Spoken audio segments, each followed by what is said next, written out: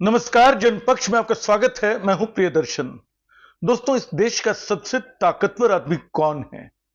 इस सवाल का जवाब बहुत आसान है। इसके लिए किसी सर्वे की आवश्यकता नहीं है। प्रधानमंत्री नरेंद्र मोदी इस देश के सबसे ताकतवर आदमी हैं। असल में सवाल इसलिए मेरे मन में आया कि इस देश को चलाता कौन है?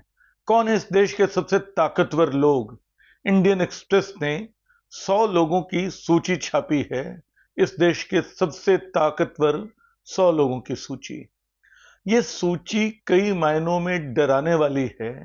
ये सूची बताती है कि हम किस कदर एक देश के रूप में हमारी ताकत बहुत चुनिंदा कारोबार में, बहुत चुनिंदा किस्म के लोगों में सिमटती जा रही है। या ये भी कि क्या ताकत को लेकर हमारी अवधारणा बदलती जा रही है।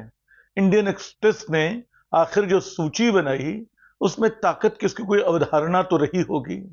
आखिर उसने क्यों एक ऐसी सूची बनाई जिसमें आधे से ज्यादा सिर्फ नेता हैं? क्या नेता ही इस देश को चलाते हैं? वही इस देश के सबसे ताकतवर लोग हैं? इसके भीतर भी राजनीति है, उस पर भी मैं लौटूंगा। लेकिन मेरे लिए ज्यादा चिंता की बात है कि हिंदुस्तान के 100 ताकतवर लोगों में कोई कलाविद, कोई साहित्यकार, कोई बौद्धिक, कोई बुद्धिजीवी इंडियन एक्सप्रेस को नहीं दिखा। यहां तक कि कोई मीडिया कर्मी भी नहीं दिखा। जो मीडिया बहुत महत्वपूर्ण भूमिका निभाता है, वो मीडिया भी इस 100 लोगों की सूची में किसी मीडिया कर्मी का नाम नहीं है। पहले ऐसा नहीं होता था। पुरानी सूचियों में कई ऐसे नाम होते थे जिनको देखकर लगता था कि अच्छा, ये लोग हैं जिनका एक प्रभाव है। लेकिन अभी की जो सूची है 100 लोगों की, वो बिल्कुल निश्चित तौर पे उसमें पहले नंबर पे प्रधानमंत्री मोदी हैं, जो मैं मान लेता हूं कि होना चाहिए। उनकी लोकप्रियता भी है। लगातार 11-12 साल से इस देश के प्रधानमंत्री हैं और देश की सबसे बड़ी पार्टी के सबसे बड़े नेता हैं। दूसरे नंबर पे अमित शाह हैं। तीसरा नंबर जो सबसे ताकतवर आदमी का है, वो आरएसएस के मोहन भागवत हैं। इसके बाद आप देखेंगे कि अगले 5 नाम जो दिखाई पड़ते हैं, वो केंद्रीय मंत्रियों के ही दिखाई पड़ते हैं। यहां थोड़ी सी राजनीति मुझे लगता है कि सक्रिय है इंडियन एक्सप्रेस के भीतर, क्योंकि योगी आदित्यनाथ जो देश के सबसे बड़े राज्य के मुख्यमंत्री हैं लगातार 2 बार से, और जिनका अपना जनाधार भी पर्याप्त है, कम से कम वो एस जयशंकर और निर्मला सीतारमन से तो आगे हैं। और सत्ता के अंदरूनी गलियारों की जो खबरें पहुंचती हैं, उसमें ये दिखाई पड़ता है कि बीजेपी के भीतर की राजनीति में भी अगर अमित शाह और नरेंद्र मोदी के अलावा कोई तीसरा शख्स सबसे प्रभावी हैसियत रखता है, तो वो योगी आदित्यनाथ हैं। लेकिन बड़ी सुविधा पूर्वक इस सूची में उनको पीयूष गोयल से, उनको निर्मला सीतारमन से और उनको एस जयशंकर से नीचे डाल दिया गया है। तो 8 नंबर पर वो लोग हैं जो या तो सरकार में हैं या सरकार बनाने वालों में हैं, जैसे मोहन भागवत हैं। 9वें नंबर पे विपक्ष के नेता राहुल गांधी आते हैं। गनीमत है कि राहुल गांधी यहां आते हैं। लेकिन मेरी चिंता इन राजनेताओं को लेकर नहीं है। सच है कि अगर इस पे एतराज करना चाहें तो मैं देखता हूं कि और भी हैरानी भरे नाम हैं। इस सूची में जय शाह क्या कर रहे हैं? क्या ये अमित शाह को खुश करने की कोशिश है? वो 22वें नंबर पे हैं। वो हेमंत सोरेन जो कभी 85, 80, 90 नंबर के आसपास कहीं होंगे, उनसे ज्यादा प्रभावशाली माने जा रहे हैं। अखिलेश यादव, तेजस्वी यादव, इन तमाम लोगों से ज्यादा प्रभावशाली, ज्यादा ताकतवर जय शाह माने जा रहे हैं। किस हैसियत से? अमित शाह के बेटे होने की हैसियत के अलावा, बीसीसीआई का अध्यक्ष होने के अलावा भी शायद आईसीसी में हैं।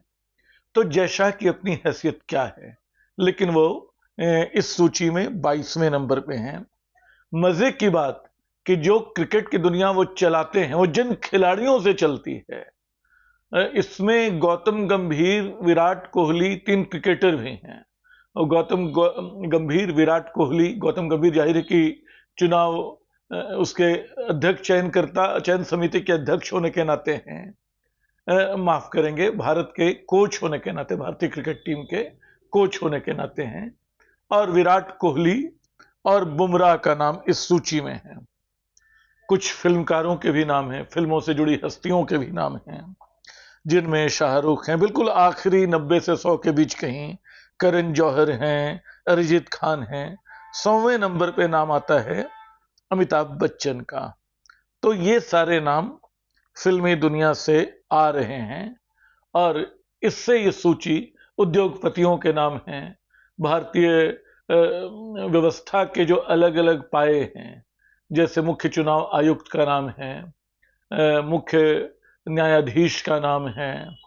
इसी तरह आप याद कर सकते हैं, अगर सूची को देखें तो इसमें सेबी के प्रमुख का नाम है, प्रियंका गांधी, केजरीवाल, ये सब लोग भी हैं। असदुद्दीन ओवैसी का भी नाम है, शायद 55वें नंबर पे। इस देश में मुसलमानों का जो इकलौता प्रतिनिधि है, जो सबसे बड़ा नाम है, वो 55वें नंबर पे है। उसके आगे जय शाह और पता नहीं कैसे कैसे मंत्री लोग, जेपी नड्डा और कौन कौन सब इस सूची में हैं। कई नाम जो सिर्फ इसलिए कि बीजेपी के सचिव या महासचिव हैं, वो इस सूची में हैं। लेकिन मेरी चिंता दूसरी है। क्या देश में जो ताकत है वो सिर्फ नौकरशाहों, कई नौकरशाह भी इसमें हैं, कैबिनेट सेक्रेटरी और आरबीआई के चेयरपर्सन और इस तरह के लोग, इस आरबीआई के गवर्नर वो इसमें हैं, तो शक्तिकांत दास का भी नाम है इसमें। तो ये लोग जो हैं, क्या ये देश सिर्फ नौकरशाहों, सिर्फ राजनेताओं के हवाले हो गया है, जिसको थोड़ा बहुत चंद क्रिकेटर और चंद फिल्म वाले प्रभावित कर रहे हैं? या इंडियन एक्सप्रेस की जो ताकत की अवधारणा है, कहीं कमी उसमें है? क्योंकि ताकत एक बड़ी चीज होती है और ताकत ज्यादा से ज्यादा समूहों, ज्यादा से ज्यादा वर्गों तक जाए, ये जरूरी है। अगर इस सूची में किसी दलित का नाम नहीं है तो हमें चिंतित होना चाहिए। अगर इस सूची में सिर्फ एक मुस्लिम, जो मुझे याद आता है, नहीं शाहरुख खान भी हैं, एक आध और खोजने पे शायद निकल जाए, हैं, आदिवासी निश्चय ही, तो चूंकि दो मुख्यमंत्री हैं छत्तीसगढ़ और झारखंड के, दोनों के नाम इसमें हैं।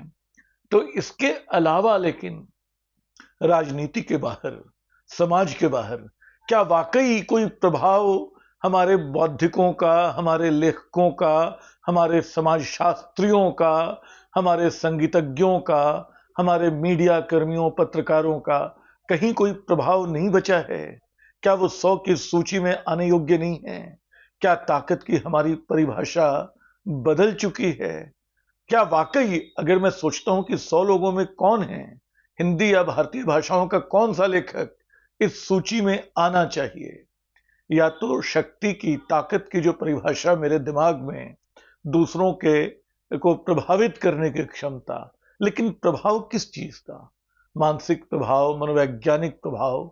बहुत सारे प्रभाव बिल्कुल तात्कालिक होते हैं, बहुत सारे बहुत दूरगामी होते हैं। गांधी इस देश का अब तक का सबसे बड़ा प्रभाव है।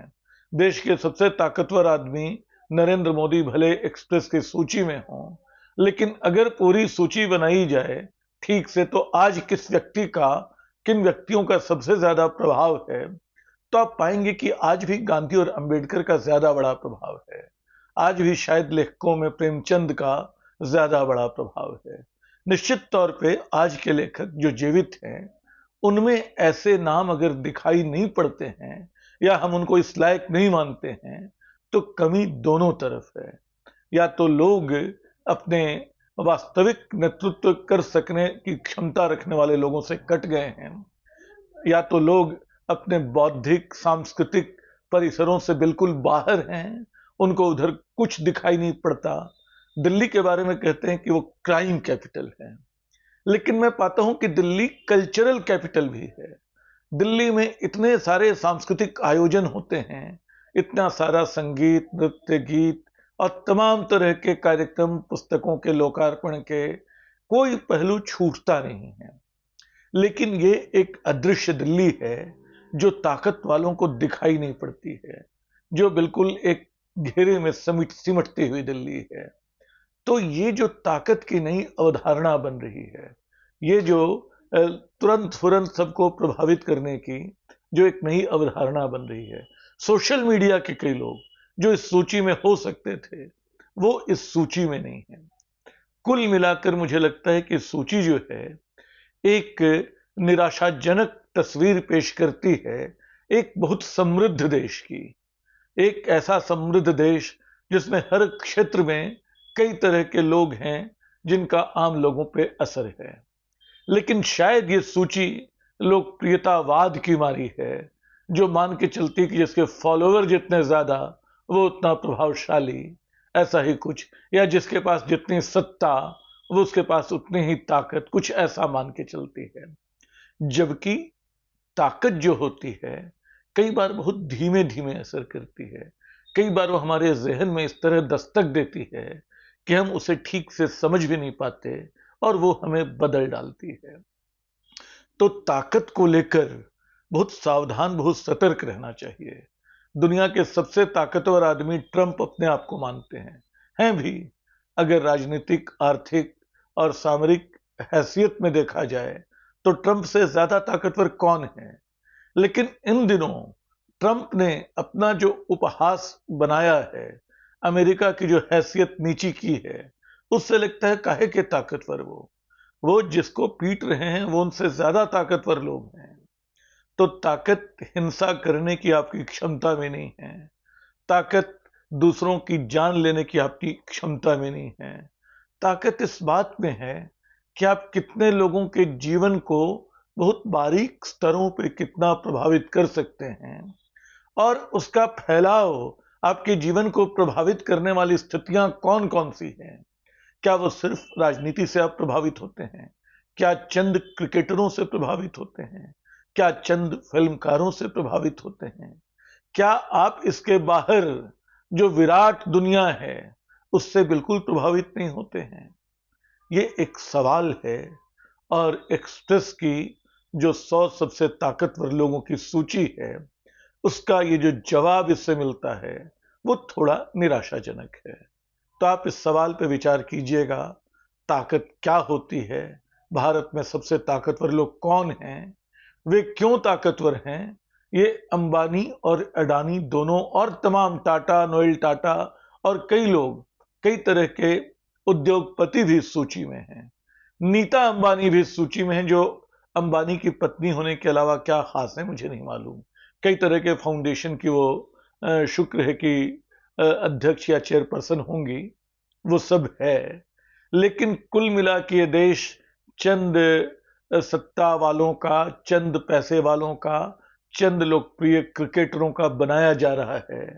तो इसमें हमारा आपका आने वाले दिनों का बहुत उज्जवल भविष्य नहीं दिखाई पड़ता है। इस पे विचार कीजिएगा। फिलहाल इतना ही, शुक्रिया।